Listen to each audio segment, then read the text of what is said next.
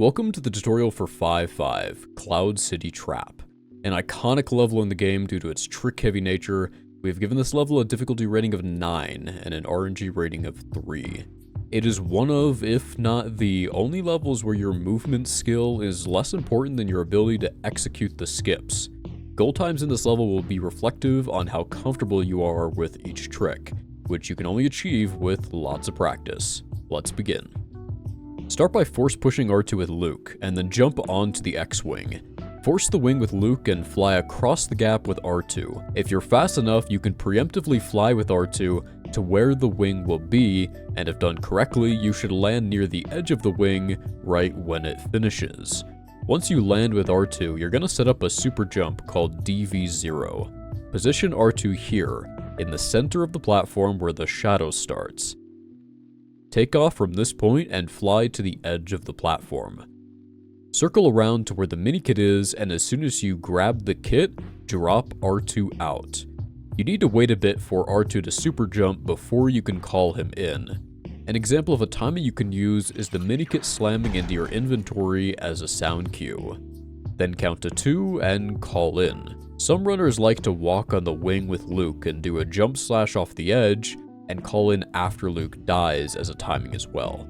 Find a timing that works for you.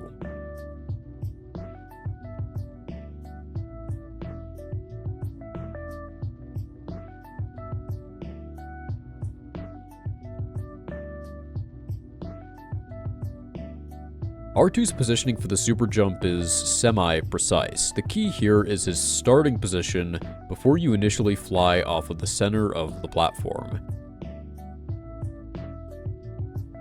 If you stray too far from the center where the shadow starts, R2 won't get stuck in the door and you will have to set up the trick again.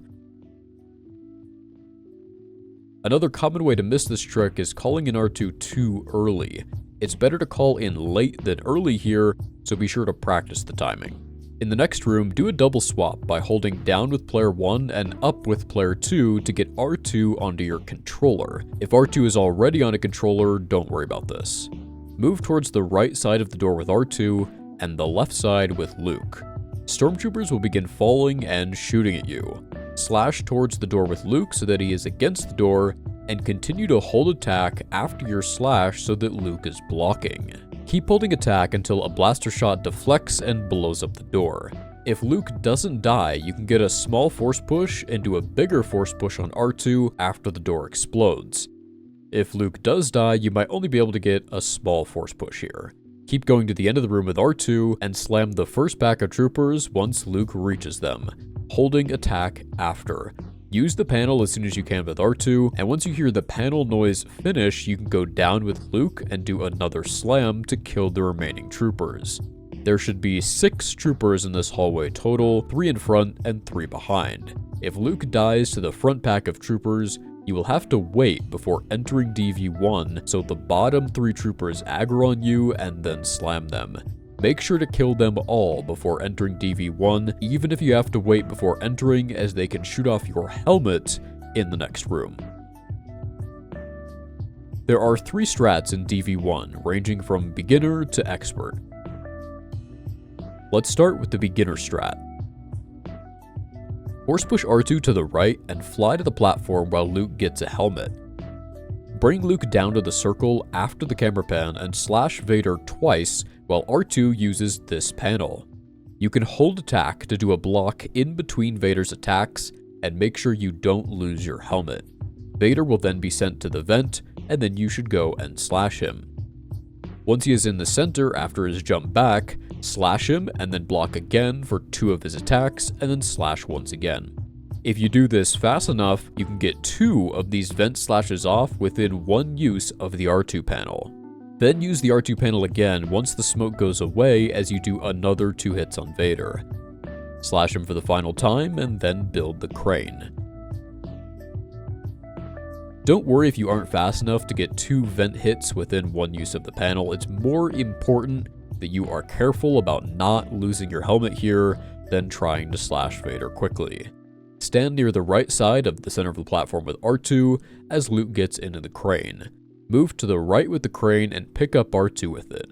Bring him to the other side and release him. Use the panel with R2 and then jump out of the crane, and slightly after the panel noise ends, you can do a space jump with Luke to make it across. This timing is pretty tight, so if you're scared about losing your helmet, just jump later. Do a double swap and then use the Stormtrooper panel. You can place R2 against the door and then force push him in once the door opens. The intermediate strat or panel fly can be tricky at first, but with some practice will become second nature. Start the room by doing a small force push into a big one. Fly to the platform with R2 while Luke gets a helmet. After the camera pan ends, jump over the corner with Luke and bring R2 up to the third stair. Take off from the third stair with R2 and aim for the panel. The goal here is to land on the white part of the panel with R2's left leg. In order to do this, you'll have to release the fly before you reach the panel. Once you land on the panel, try to take off as late as possible to get an edge fly for maximum distance. This is the line you need to take with R2 to make it across and avoid the kill box. You can aim towards the right side of the 3 lights at the end here. During all of this, Luke should not be moving. The hardest part about the trick is landing on the panel, so don't get discouraged if this takes a long time to get down. Once you're across, make your way to the panel. While R2 is making his way to the panel, start heading over with Luke. Make sure to not get attacked by Vader or you will lose your helmet here. Start your jump across slightly after the panel noise ends. R2 should be moving up a little after he uses the panel, and then once you make it across with Luke, do a double swap on both players. Use the panel with Luke and place R2 against the door. Once the door opens, force push R2 into the transition.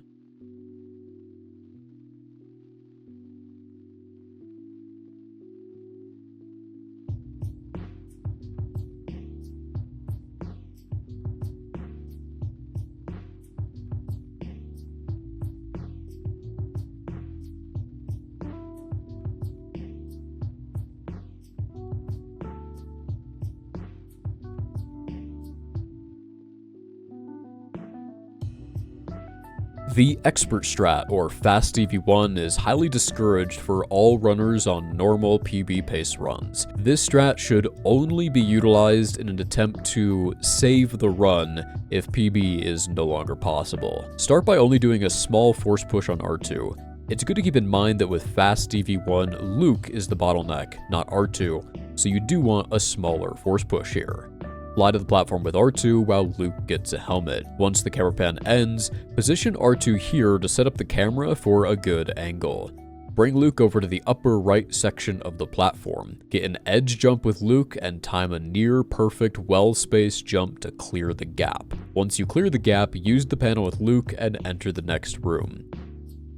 With the jump across, the edge jump can be hard to see because of the camera angle. It's best to get a feel for where the edge is during practice. If you do hit Fast DV1, it's worth mentioning that you will need to do a double swap at the start of the next room.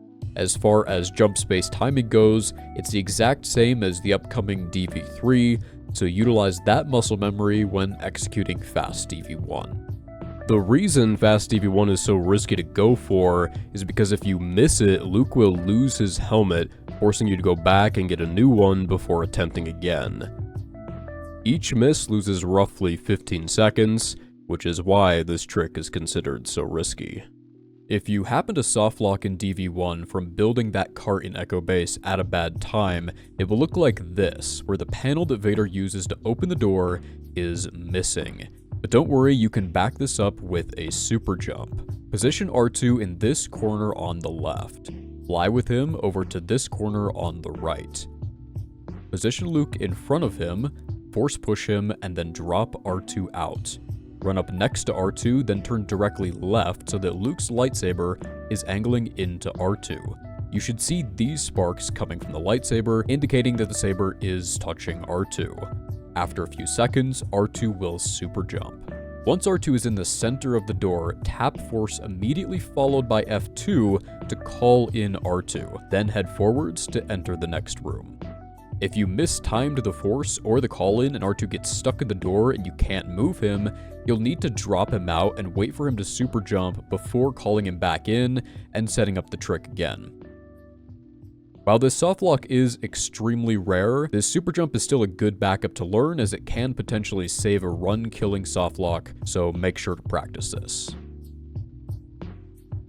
As soon as you enter the next room, start forcing the fan with Luke. Move right with R2 and do a quick force push on him after Luke forces the fan.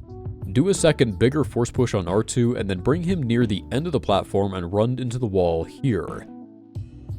Make sure you take off from this specific spot to ensure the best line for R2. There are two setups for DVT skip and they diverge here. One has pause buffers and one doesn't. We'll talk about the pause buffer setup first. Start flying with R2 towards this corner next to the fan. Once he gets close to the corner, you can force push him into it with Luke. If Luke's lightsaber is not out already, take it out here. Drop out R2 and then start walking into him. It's highly recommended to count Luke's steps after he starts running into R2 for the super jump timing. As R2 generally jumps around the 7th one, you'll want to start pausing after the 6th one. Buffer pauses by pressing your jump button followed immediately with the pause button. You will eventually see R2 start to fly back through the wall. During your pauses, once you see R2 pass Luke, you'll want to start circling the stick to the right with Luke. Unpause and press special immediately to barely force R2. This should only be a slight tap of the special button to disrupt the super jump so that R2 will stay out of bounds, but not deactivate. R2 should be standing out of bounds now, so go swap to him and follow the wall on the left, making sure not to pop back in bounds. You can bump up against the corner of the fan here and then come slightly down until R2 partially pops in bounds, but not fully. Once R2 is partially in bounds, you can then move up with him until he hits the slope. Hold a bit upright and he'll begin rising up the slope here. Once his character icon reaches this line, you can begin flying upright and hit the transition to DV3. The setup that has no pause buffers is a little different. The trick begins the same way, however you are not going to deactivate R2 when he gets into the corner, and you're not going to pull out Luke's lightsaber. Instead, run into the left corner of R2 here, and then pay attention to how he turns. He's going to look up, down, and then back up. About half a second after he turns back up the final time, tap right and then lightly tap the force button as he jumps. The rest of the out of bounds movement is the exact same.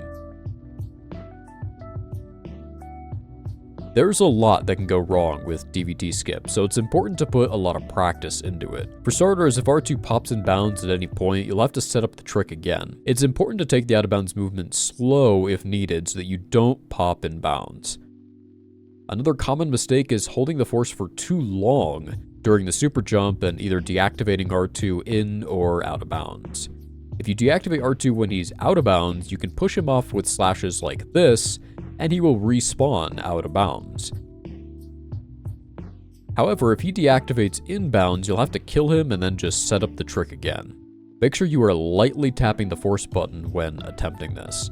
It's also common for runners to miss the timing window on the force during the super jump. Make sure R2 isn't too far away from Luke when you do attempt the force. This here is the ideal frame.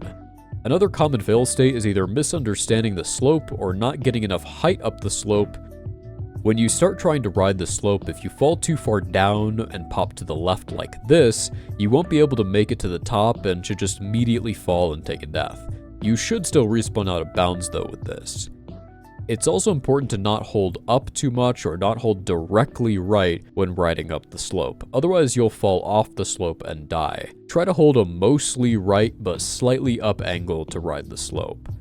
You have limited time to work with on the slope, so minimizing the error in your stick angle here is important. DVT is incredibly hard to learn, but will become much easier to execute once you understand the way the slope works and the nuances with the trick that can only come with plenty of practice.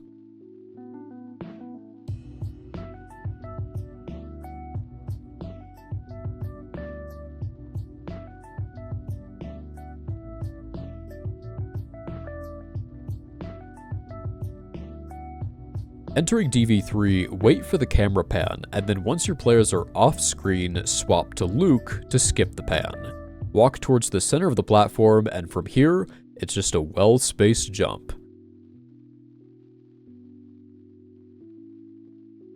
There are some nuances with DV3 that are vital to know, however. The most important thing to look out for is your edge jump, as you need a really good one to make it across. This skip is almost entirely muscle memory and built from practice and getting good at jump spacing.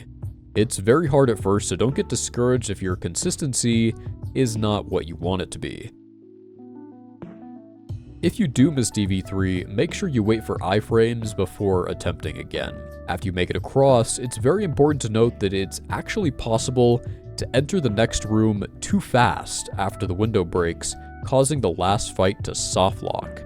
So wait a split second before entering the next room to ensure this doesn't happen. Jump slash immediately upon entering the final room, and slash fader one more time after that. You can perform a jump across the first gap here that is a little easier than DV3, but if you miss it once, it is just advised that you force the platform and use that to get across instead. Once you land on the second platform, slash fader 2 more times, and then jump down to the platform below. Next up is the final trick in the level, which is a panel jump. This trick may look easy, however it is common to mess this one up, so don't neglect practicing it. Do a quick double jump on the right side of the panel, then hold left to slide to the left side. Start spamming jump, and once you slide off the panel, you should get a double jump, which should give you enough height to make it to the top. Slash fader 2 more times right when you get up, and then cut the corner with the jump and slash fader 4 more times. You could start your first slash from back here to cut some distance. CCT is one of the hardest levels in the game, so don't set any crazy expectations for you when you get there in a run. Practice the level and the tricks often, and your skill will improve much faster. This concludes the Cloud City Trap tutorial.